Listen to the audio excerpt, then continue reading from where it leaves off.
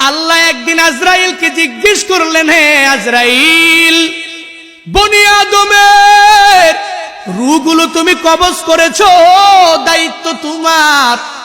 হে আজরাইল, তুমি আমারে জানাও না ওই বনি আদমের মধ্যে কোন কোন রূহ কবজ করতে তোমার অনেক কষ্ট হয়েছিল? আজরাইল জানায়া দেয়, হে ও দয়ার মালিক, বনি আদমের মধ্যে দুইটা রূহ কবজ করতে আমার অনেক কষ্ট হয়েছে। কোন দুইটা রূহ?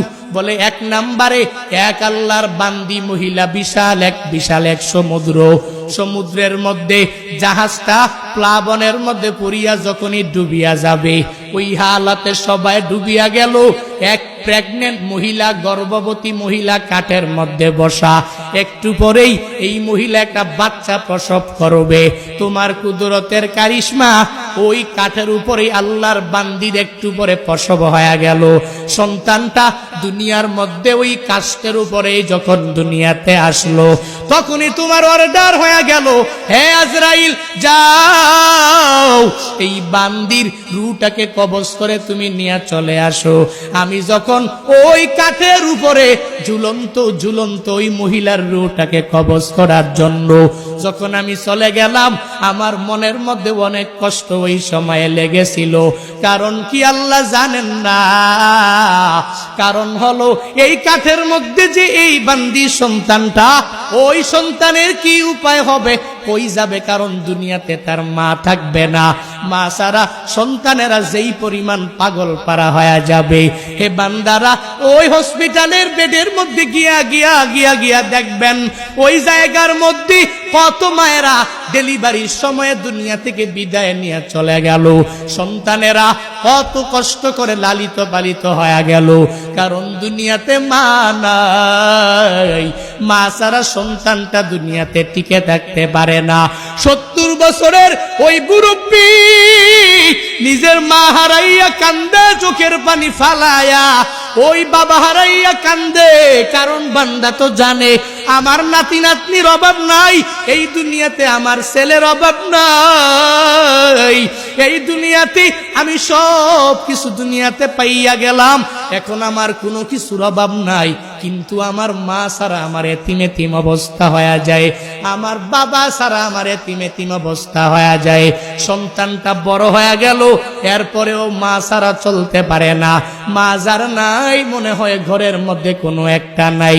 যার বাবা নাই, ওই বান্দা পূর্ণাঙ্গ ভাবে বলতে পারে, মনে হয় ঘরের মধ্যে টাকা আছে, সন্তানেরা আছে, বউ আছে, স্ত্রী আছে, পুত্রবধূ আছে, বাবা নাই, মানে ঘরের মধ্যে কোনো একটা মানিক নাই। ওই যে মহিলাটা বাচ্চা প্রসব করলো, আজরাইল বলে, আল্লাহ, ওই মহিলার রূহটাকে কবজ করে আমি যখনই নিয়ে আসব, তখন মনে আমার অনেক কষ্ট লেগেছিল। কেন জানেননি? কারণ এই সন্তানের উপায় কি হবে এই চিন্তা ভাবনা করিয়া। কারণ আপনার আদেশ আমার মানাই লাগবে, কারণ আল্লাহর আদেশের উপরে অন্য কোনো কিছু করা যাবে না। আপনার আদেশ মানা লাগবে, নির্ধারিত টাইমের মধ্যে রূহ আমার কবজ করা লাগবে। কারণ আমি আপনার কমান্ড অনুযায়ী যেই সুন্দরভাবে চলাফেরা করি। আজরাইল তো কারো কাছ থেকে বান্দা অনুমতি নেয় না, শুধু নিয়েছেন নবীর কাছ থেকে।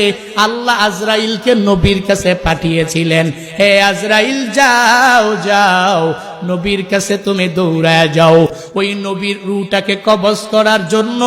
নবী যদি অনুমতি দেয়, তাহলে অনুমতি দিলে রূহটাকে কবজ করবা। নবী যদি অনুমতি না দেয়, রূহটা কবজ করা তোমার পক্ষে সম্ভব হবে না।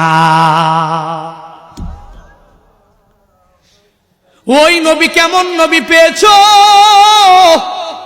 যেই নবীর রূহটাকে কবজ করার জন্য আল্লাহ আজরাইলকে পাঠাইলেন, আর বললেন, নবী যদি অনুমতি দেয় তাহলে কবজ করবা, নবী যদি অনুমতি না দেয় তাহলে কবজ করতে পারবা না।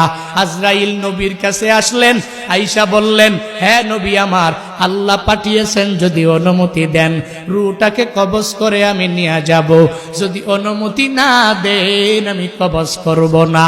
নবী আমার বলেন, অনুমতি দিব না, আল্লাহর কাছে আমার একটা কথা বাকি রইল, হে আজরাইল, আইনা আখি জিবরাইল, আমার ভাই জিবরাইল কই, তুমি আমারে জানায়া দাও। যখন আজরাইলকে বলা হলো, আজরাইল বলে, জিবরাইল ফিস সামাইল উলা, প্রথম আসমানের মধ্যে জিবরাইল বলে, যাও যাও ওই জিবরাইলকে যা খবর দাও আমার কাছে আসতে বলো, আমি জিবরাইলের কাছে একটা কথা বলবো, এটা রবের কাছে নিয়ে আসে পৌঁছায়া দিবে। আজরাইল জিবরাইলের কাছে চলে গেলেন। এবার জিবরাইল যখন রহমাতুল্লিল আলামিনের দরবারে চলে আসলেন, নবী চোখের পানি ফালাইয়া কাঁদে। এই দেখে জিবরাইল চোখের পানি ফালাইয়া যখন কাঁদে, নবী আমার ডেকে বলে, হে ভাই জিবরাইল, তুমি কেন চোখের পানি ফালাইয়া কান্না করো, বুঝলাম না। জিবরাইল বলে, নবী আপনি কেন কান্না করেন আমি বুঝি না, আপনি তো আল্লাহর বড় প্রিয়, ওই রবের দরবারে মুলাকাতে চলে যাবেন, আপনার কান্না করার কোনো দরকার নাই, কোনো প্রয়োজন নাই, আপনি কান্না করেন কেন? যখন জিবরাইল নবীকে জানায়া দেয়, নবী আপনার তো কান্না করার কোনো প্রয়োজনই নাই, ওই রবের মুলাকাতে যাবেন, ওই রবের সাক্ষাতে আপনি চলে যাবেন, তাহলে কান্না তো আপনার দ্বারা মানায় না গো নবী আমার। যখন নবীকে এই কথা বললেন, নবী বললেন, আমি কেন কান্দি পরে বলবো। হ্যাঁ জিবরাইল, হ্যাঁ আমার ভাই, আপনি কেন কান্না করেন আমি বুঝলাম না। জিবরাইল দেখে বলে, পয়গম্বর, আমি আপনার কাছে একবার, দুইবার, তিনবার, পাঁচবার ওহী নিয়ে আসছি, ব্যাপারটা এমন না।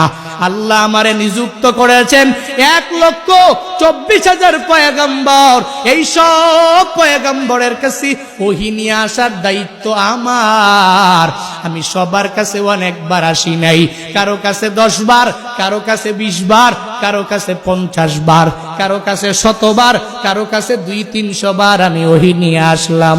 কিন্তু হে নবী, আমি আপনার কাছে যে আসলাম, আপনার কাছে আসছি একবার না, দুইবার না, 500 বার, 1000 বার, 2000 বার নয়। আমি জিবরাইল হইয়া আমার মাওলার পক্ষ থেকে ওহী নিয়া আপনার কাছে আমি এসেছি 24,000 বার। আরো জোরে কন্যা সুবহানাল্লাহ। জিবরাইলের জন্য বলে, হে নবী, এজন্যই আপনার দেখে আমার বড় মায়া লাগে, আমি আপনার কাছে আর আসতে পারবো না, এই চিন্তা নিয়ে আমি চোখের পানি ফালায়া কান্দি, কারণ আল্লাহ আপনারে উঠায়া নিয়ে যাবে।